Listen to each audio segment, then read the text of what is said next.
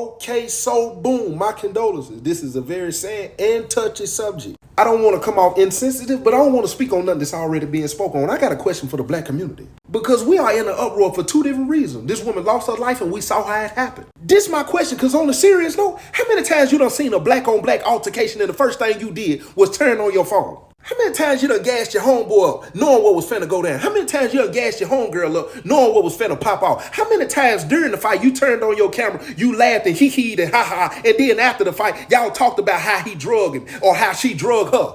Black folks, why do we always have to wait until it's tragic? I watch people I know personally share this story and act like they were so heartbroken. And get what? They got a camera roll full of fights in their phone. Of women who was getting their hair pulled out. Women who was getting stabbed. The only difference is it wasn't tragic. But get what? That was somebody's child too. Why you wasn't in the uproar the same way for that situation? Why is it always, oh, I'm finna beat her. I'm finna drag her. I'm guessing she can't come outside today. That means she's scared, right? Take me to the scripture, man. Moses came to defend his brother when he saw that he was in an altercation with an opposition. But the brother he came to defend, he couldn't even understand the significance of love and care that Moses had to even come and protect him. But guess what? It ain't the opposition that we got to protect each other from. We're doing it to ourselves. I go to YouTube, they running up views. These folks running a story to run up a check, send that bread to her mama. And before anybody said, no, I don't get paid off TikTok. My page ain't monetized. The second time Moses seen a brother fighting a brother, he went over and tried to de-escalate the situation and kill it. Very rarely are you going to see somebody step up and say, hey, now y'all don't need to be doing that.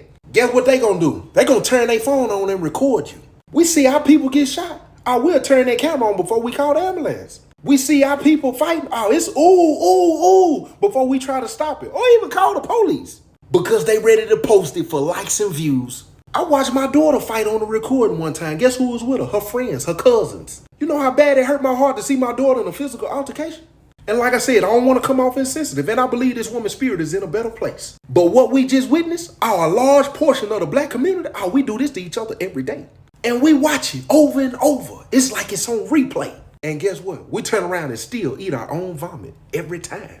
Had she lived and we saw the video, what would have been the headlines then? What would have been your comment in the comment section? Be honest. Because we need to deal with our heart. Like, why are we so divisive, hate each other and against each other? Because we are so backwards. Like, we support rappers talking about killing. They get killed. Man, that's messed up. Like, what? So we just gonna act like our culture is not fueled on this type of energy? And then something tragic happened? We heartbroken? And then we right back to it?